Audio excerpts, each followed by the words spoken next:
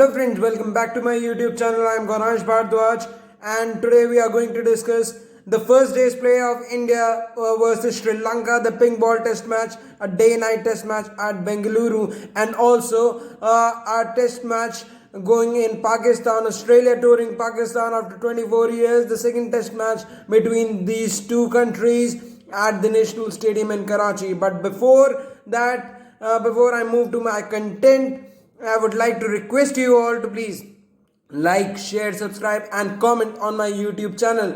Now first of all, moving to India-Sri Lanka match at Bengaluru. It was the third day-night test match played in India, and the trend of day-night test matches continued in India, where the pink ball does a lot more for the bowlers than they do for the batsmen, as wickets continued to fall on the first day of this test match. 16 wickets fell. It was seeming like we were seeing a fast forward cricket match. We were seeing a highlight of a cricket match, because India were bowled out for a cheap 252 run, a meager 252 run total, and the chief contributor in that innings, or because of which India got to that 250, was Shreyas Iyer. He scored 92, and barring him, nobody even crossed 30 runs. Nobody even crossed 30 runs, let alone 50. Shreyas Iyer was the star of the Indian batting. 92 of 97 balls. As we look at the pitch from the start of the match, it was doing quite a bit. It was a raging turn, because it was an afternoon start. It turned a lot more, turned squarely. Lasate Muldenia and Praveen Jayavikrama, they were going with two spinners. The Sri Lankans making a force change, getting Jayavikrama in for Kumara, and going with two spinners, and their ploy seems to be successful. But there was a lot more inconsistent bowling in the middle that saw them clip, that saw runs scoring at a fair clip, but also wickets falling at a fair clip. Also, at one stage, India were four down inside 100 runs, and 4 or 5 down inside 100 runs, and then there was a steady run partnership of 38 between Ashwin and Shreyas Iyer that steadied the partnership. Shreyas Iyer, after the wicket of Virat Kohli, looked in after the wicket of Rishabh Pant, looked in proper control. He said in his post-match interview also that he wasn't going to die wondering for his shots, and he also said that in that pitch which was turning, he didn't want the bowlers to settle in on one line length, and didn't want to get out defending. So he goes to the bowlers, and his strategy was very much well judged. Now he used the crease very well. He used his speed very well.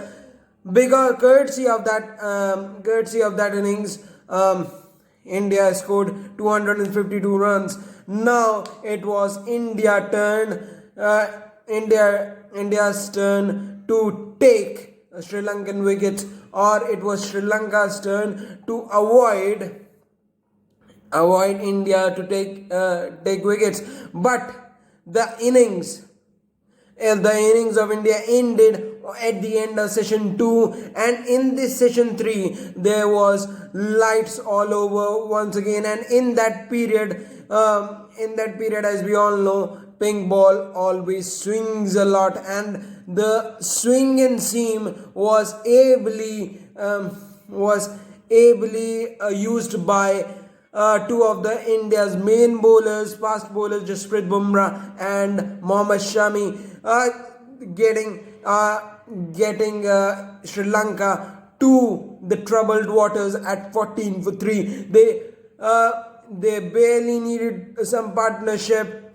They were in desperate need of some partnership when Dhananjay De Silva joined Angelo Matthews. But there was a small partnership of around 30 runs which got them to 48 before Dhananjay De Silva lost his wicket, and India and Sri Lanka were 48 for 4. Angelo Matthews played some brilliant knock. Had it not been him, Sri Lanka would have been folded out under 50 runs. At this stage, at the end of the day, Sri Lanka are 89 for 7 and 89 for 6, and of those 6 wickets, 5 wickets were taken off the seamers. The irony of that Indian bowling innings was Sri Lanka were getting a big prodigious turn, and 7 of their 10 wickets, Indian wickets were fell to spin. But when Indian bowling came, 5 of their 6 wickets fell to the seamers, 3 to Bumrah and 2 to Shami. So in the nights, the ball seemed to swing and seam a lot, and in the afternoon it seems to have spun a lot.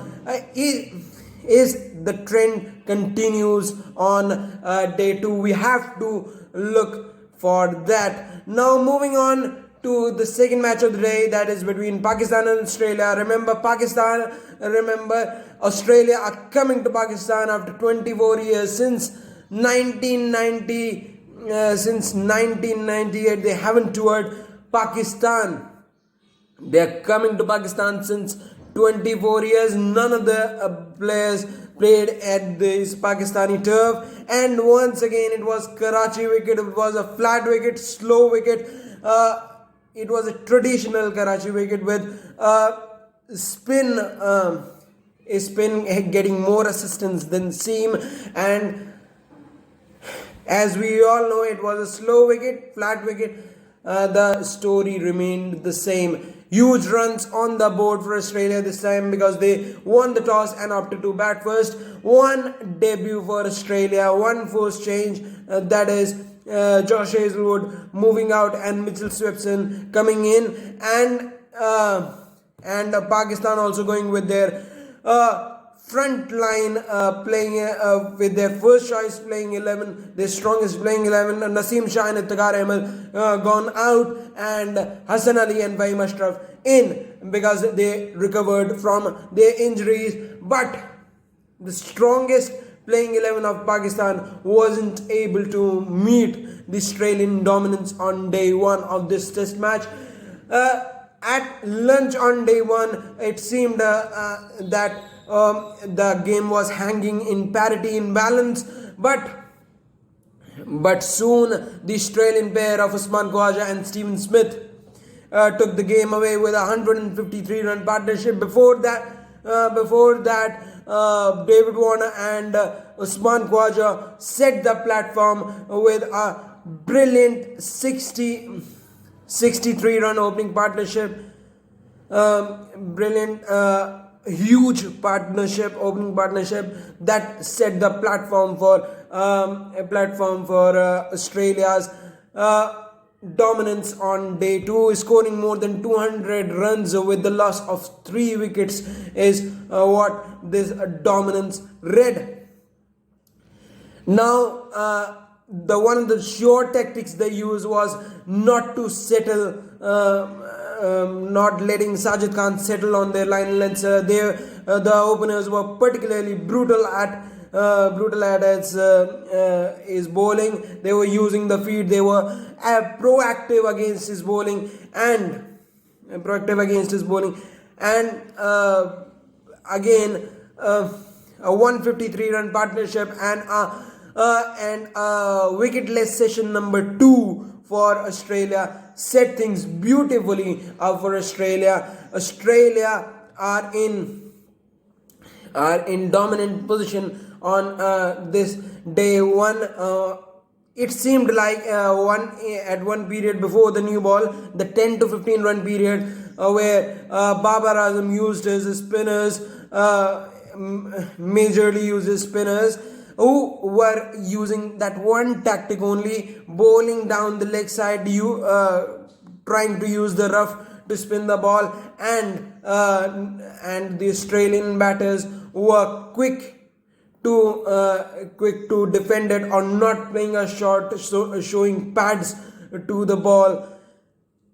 So it was a dull match at that point of time, because it was like who breaks first in that situation.